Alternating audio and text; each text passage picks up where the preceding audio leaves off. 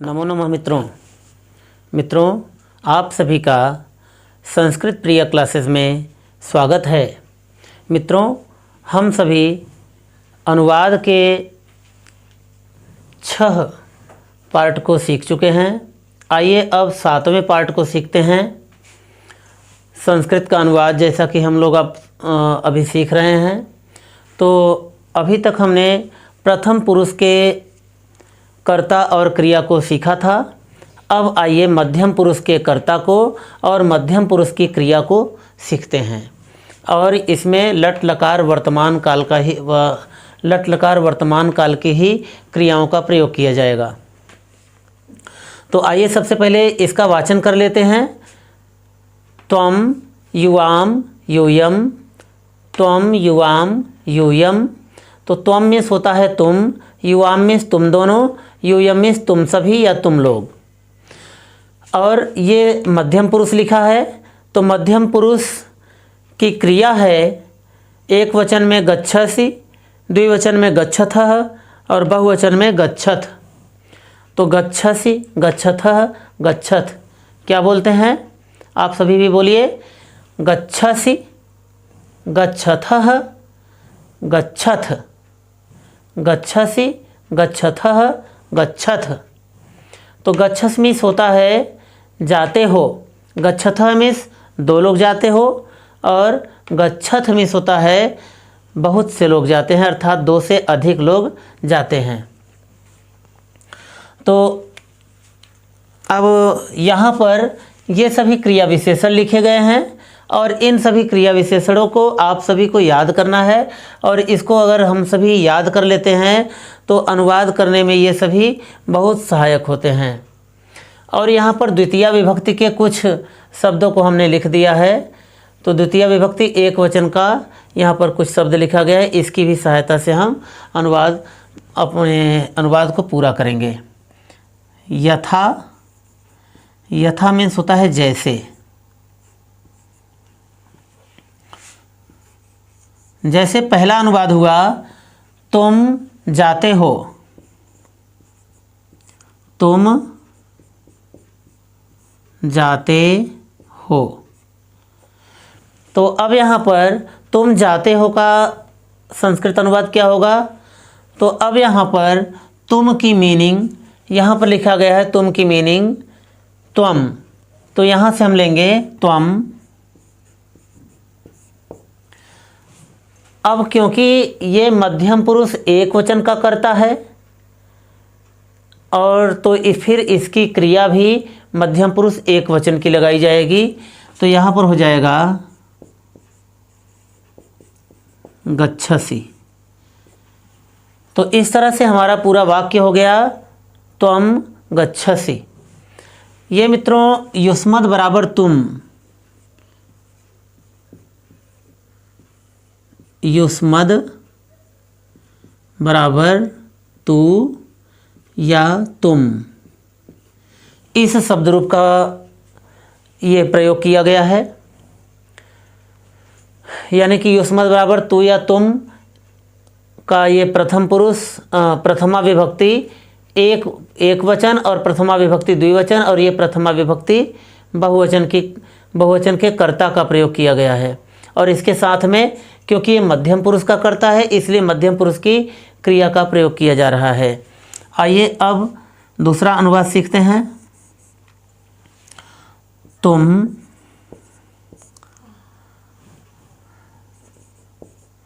घर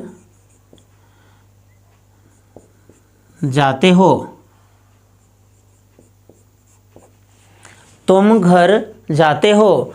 तो यहाँ पर तुम शब्द की मीनिंग, यहाँ से लेंगे तुम शब्द की मीनिंग त्वम हो जाएगा। ये त्वम हो गया। अब कहाँ कहने पर हमको कर्म पता चलता है और कर्म कारक में द्वितीया विभक्ति होती है। तो यहाँ पर गृहम शब्द में घर शब्द का संस्कृत शब्द है गृहम, तो हम यहाँ पर गृहम लिख देंगे। इस तरह से हमारा वाक्य हो गया त्वम गृहम। अब यहाँ पर जाते हो का, क्योंकि ये हमारा मध्यम पुरुष एक वचन का कर्ता है इसलिए मध्यम पुरुष एक वचन की क्रिया लगाई जाएगी गच्छसि।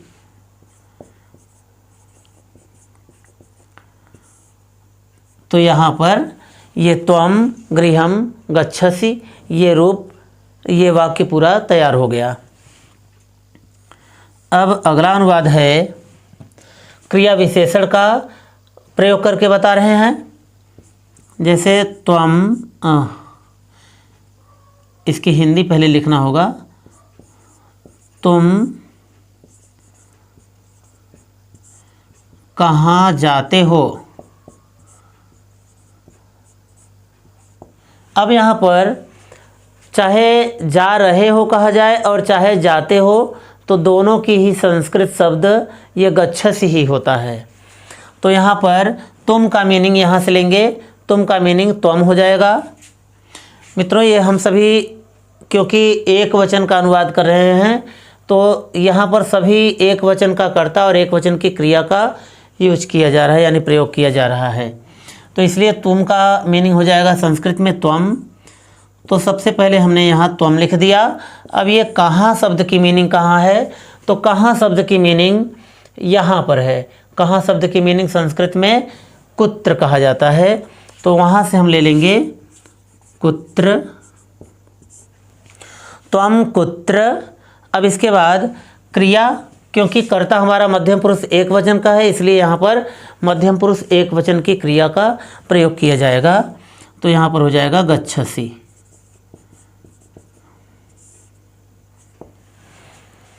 अब इसके बाद मित्रों एक इसमें फिर से बात याद आती है कि अब यहाँ पर यदि जाते हो कहा जाता है कि तुम जाते हो, तो वहाँ पर त्वम गच्छसि लगाया जाता है। लेकिन अगर स्त्रीलिंग में बात आ जाता है कि तुम जाती हो, तो इसके लिए क्या किया जाएगा, तो इसके लिए भी त्वम गच्छसि ही लगाया जाएगा। जैसे तुम विद्यालय जाती हो, तुम विद्यालय जाती हो, तो इसका क्या हो जाएगा, तुम का यही लगाएंगे त्वम, त्वम हो गया। अब विद्यालय शब्द का यहाँ से लेंगे, इसकी संस्कृत है विद्यालयम।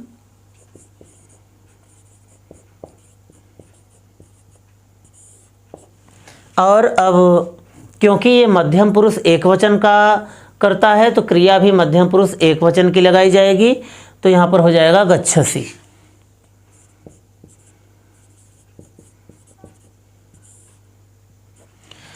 त्वम विद्यालयम गच्छसि। इस तरह से हमारा पूरा वाक्य बन गया त्वम विद्यालयम गच्छसि। आइए अब द्विवचन का अनुवाद देखते हैं।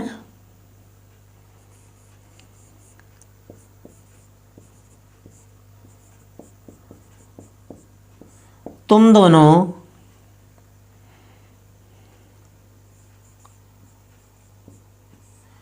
कहाँ जाते हो, तुम दोनों कहाँ जाते हो, तो इसका क्या होगा अब यहाँ पर तुम दोनों की मीनिंग क्या हो जाएगा, युवाम। क्या हो जाएगा, युवाम। तो यहाँ पर लिख देंगे हम सभी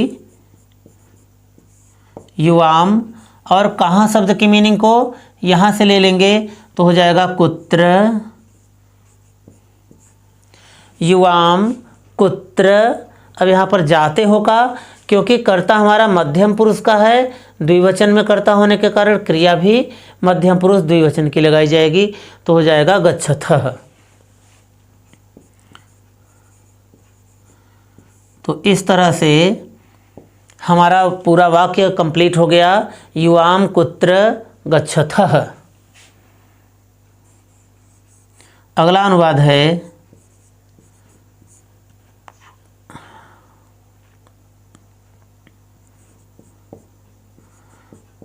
तुम दोनों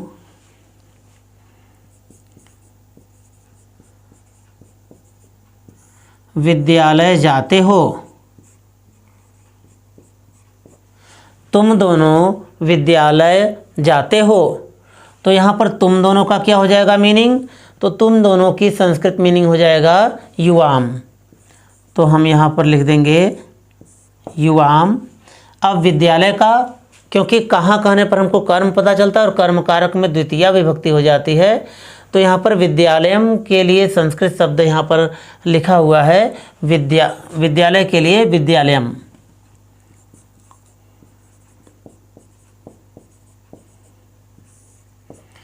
तो इस तरह से हमारा यह पूरा वाक्य अभी तक कंप्लीट हुआ कि युवाम विद्यालयम।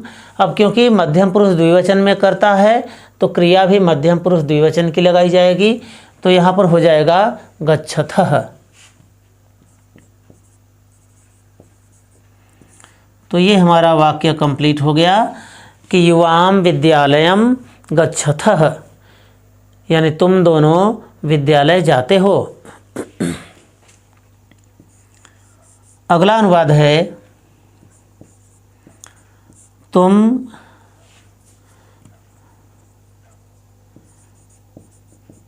क्या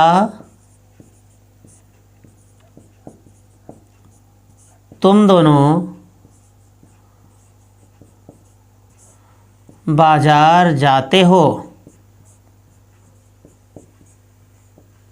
क्या तुम दोनों बाजार जाते हो। तो क्या शब्द की मीनिंग कहाँ है, तो क्या शब्द की मीनिंग संस्कृत मीनिंग यहाँ क्रिया विशेषण में हमको मिल जाएगा। किम मीन्स होता है क्या, तो यहाँ पर हम लिख देंगे किम। किम। अब तुम दोनों का, तो तुम दोनों का हो जाएगा युवाम। किम युवाम। अब यहाँ पर बाजार शब्द का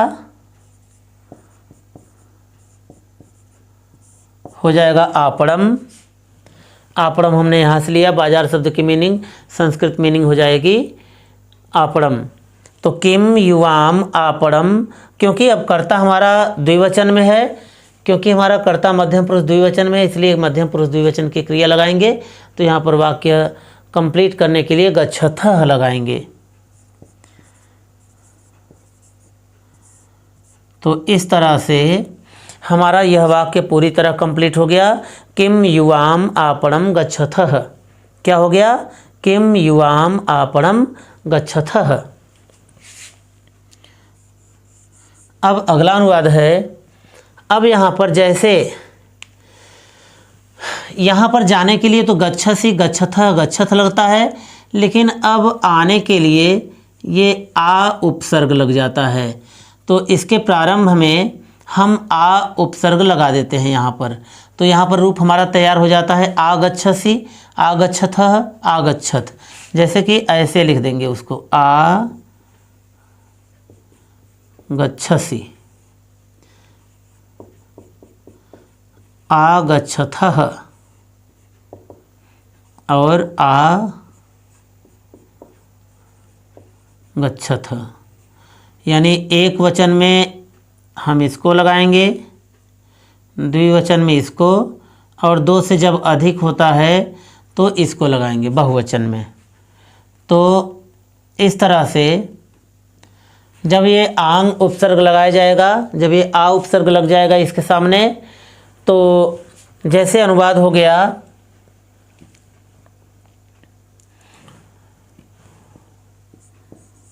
तुम दोनों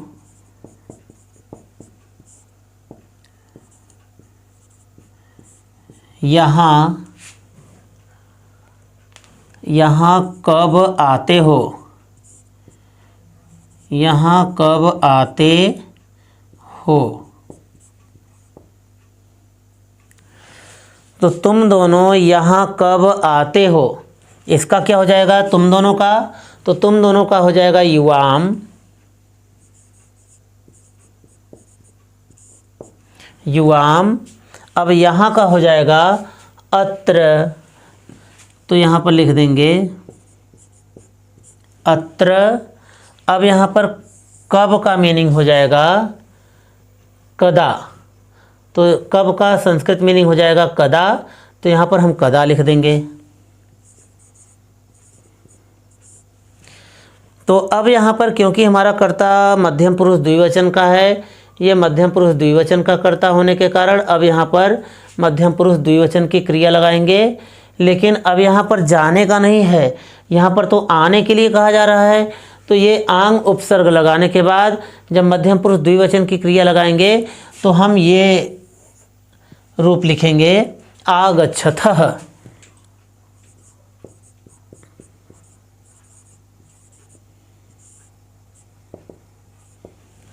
तो इस तरह से हमारा पूरा वाक्य हो गया, युवाम अत्र कदा आगच्छतः। अब इसके बाद अगला अनुवाद है, क्या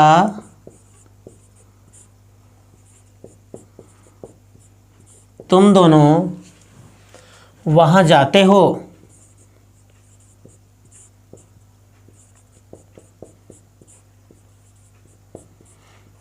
क्या तुम दोनों वहाँ जाते हो? तो किम हो जाएगा क्या का, यहाँ हो जाएगा किम, किम, और तुम दोनों का युवाम लिख देंगे, तो ये युवाम हो गया, यानी किम युवाम। अब यहाँ पर वहाँ शब्द की मीनिंग को हम यहाँ से लेंगे क्रिया विशेषण से, तो ये तत्र है, तत्र मीन्स हो जाएगा वहाँ। तो किम युवाम तत्र। अब क्योंकि कर्ता हमारा द्विवचन में है, मध्यम पुरुष द्विवचन का, तो यहाँ पर क्रिया भी मध्यम पुरुष द्विवचन की लगाई जाएगी, तो यहाँ पर हो जाएगा गच्छतः।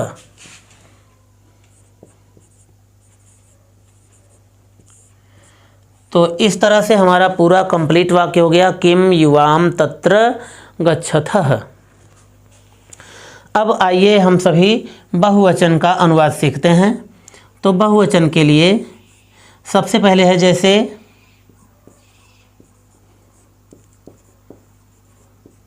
तुम सभी घर जाते हो। तुम सभी घर जाते हो। तो तुम सभी घर जाते हो के लिए क्या कहा जाएगा? तुम सभी का मीनिंग हो जाएगा यूयम। तो सबसे पहले हम यूयम लिख देंगे। अब इस घर शब्द का मीनिंग संस्कृत में हो जाएगा गृहम। तो गृहम लिख दिए। अब जाते हो का, क्योंकि कर्ता हमारा यहाँ पर दो से अधिक है, अर्थात बहुवचन में है, तो यहाँ पर बहुवचन की क्रिया का भी प्रयोग करेंगे, तो हो जाएगा गच्छथ। तो ये हमने लिख दिया गच्छथ। तो इस तरह से हमारा कंप्लीट वाक्य बन गया, यूयम गृहम गच्छथ। यूयम गृहम गच्छथ। अब अगला अनुवाद है, तुम सभी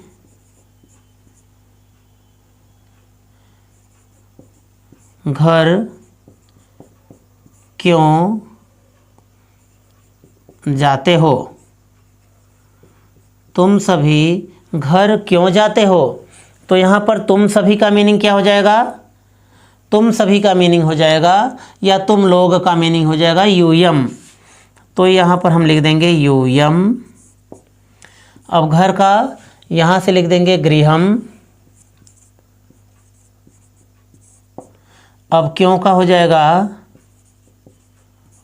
कथम, क्योंकि क्यों का मीनिंग यहाँ पर लिखा गया है क्रिया विशेषण में कथम, तो हम यहाँ से ले लेंगे कथम। अब जाते हो का, क्योंकि कर्ता हमारा बहुवचन में है, इसलिए क्रिया भी बहुवचन की लगाएंगे, तो यहाँ पर लिख देंगे गच्छथ। तो इस तरह से हमारा कंप्लीट वाक्य हो जाएगा, यूयम गृहम कदा गच्छथ। यूयम गृहम कदा गच्छथ। अब दूसरा अनुवाद सीखते हैं।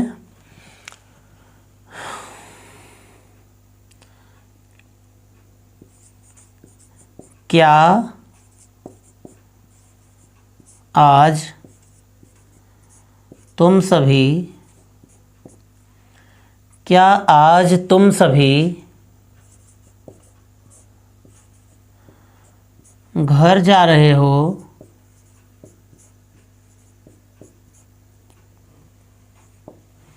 क्या आज तुम सभी घर जा रहे हो? तो यहाँ पर क्या के लिए हम यहाँ से संस्कृत मीनिंग लेंगे किम।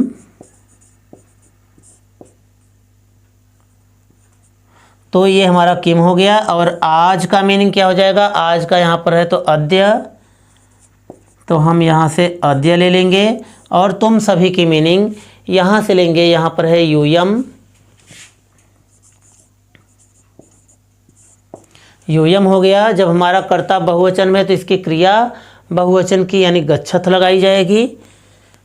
और यहाँ पर ये कहाँ कहने पर हमको कर्म पता चलता है और कर्म कारक में द्वितीय विभक्ति का प्रयोग होता है। तो कहाँ जा रहे हो, तो उत्तर में मिला है घर। तो घर शब्द का भी यहाँ से ले लेंगे गृहम। अब क्योंकि ये हमारा मध्यम पुरुष बहुवचन का करता है तो बहुवचन की क्रिया लगाने पर ये गच्छथ मिल जाता है हमको।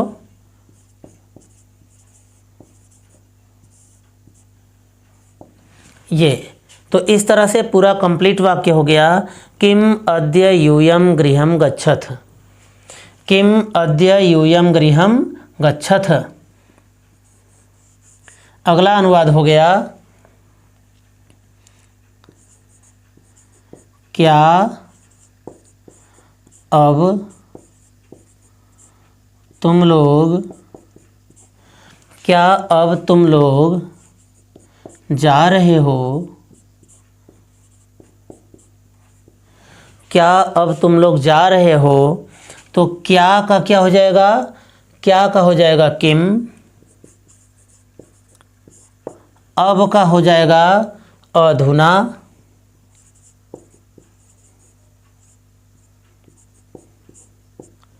और तुम लोग का हो जाएगा यूयम। तो यूयम हो गया। अब इसके बाद जा रहे हो का, क्योंकि कर्ता हमारा बहुवचन में है और ये मध्यम पुरुष का कर्ता होने के कारण क्रिया भी मध्यम पुरुष की लगाई जाएगी बहुवचन में ही। तो यहाँ पर हो जाएगा गच्छथ। तो इस तरह से हमारा पूरा वाक्य कंप्लीट वाक्य हो गया। किम अधुना यूयम गच्छथ। किम अधुना यूयम गच्छथ। अगला वाक्य है तुम लोग अब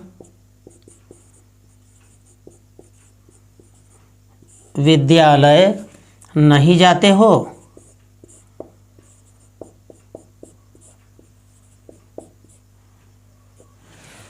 तुम लोग अब विद्यालय नहीं जाते हो।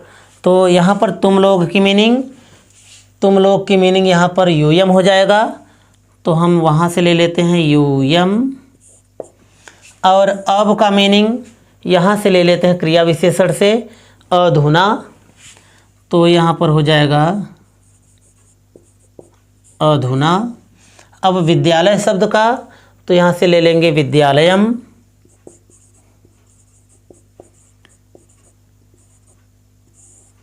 और नहीं शब्द का यहाँ से ले लेंगे ना, मीन्स होता है नहीं, न।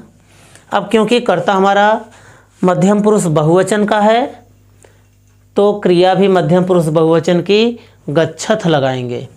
तो यहाँ पर हमारा गच्छथ लगाने के बाद अब ये हमारा वाक्य पूरी तरह कंप्लीट हो गया। और क्या हो गया कि यूयम अधुना विद्यालयम न गच्छथ। क्या कहेंगे इसको, यूयम अधुना विद्यालयम न गच्छथ।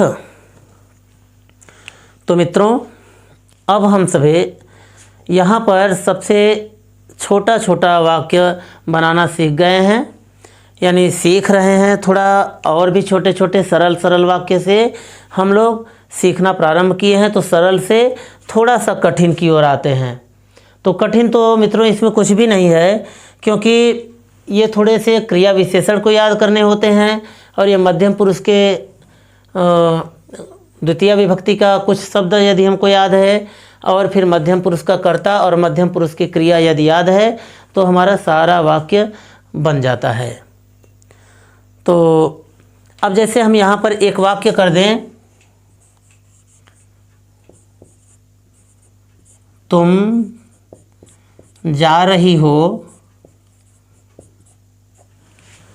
तो यहाँ पर तुम जाते हो कहिए और चाहे तुम जा रही हो कहिए, दोनों का संस्कृत अनुवाद त्वं गच्छसि ही होगा।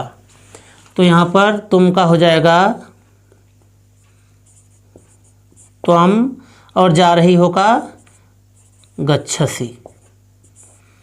इस तरह से हमारा ये वाक्य कंप्लीट हो गया कि त्वं गच्छसि। तो मित्रों, आप सभी इस क्रिया विशेषण को याद कर लीजिएगा और ये मध्यम पुरुष के कर्ता को याद कर लीजिएगा और मध्यम पुरुष की ये तीनों क्रियाओं को याद कर लीजिएगा। आइए फिर से इसका वाचन कर लेते हैं। त्वं युवाम यूयम। त्वं मीन्स तुम, युवाम मीन्स तुम दोनों, यूयम मीन्स तुम सभी या तुम लोग, और गच्छस मीन्स जाते हो, गच्छथः मीन्स दो लोग जाते हैं, जाते हो, और गच्छथ मीन्स दो से अधिक अर्थात बहुवचन में जाते हो। तो मित्रों, आशा है कि आप सभी को ये अनुवाद करने की प्रक्रिया अत्यंत सरल लगी होगी। धन्यवाद।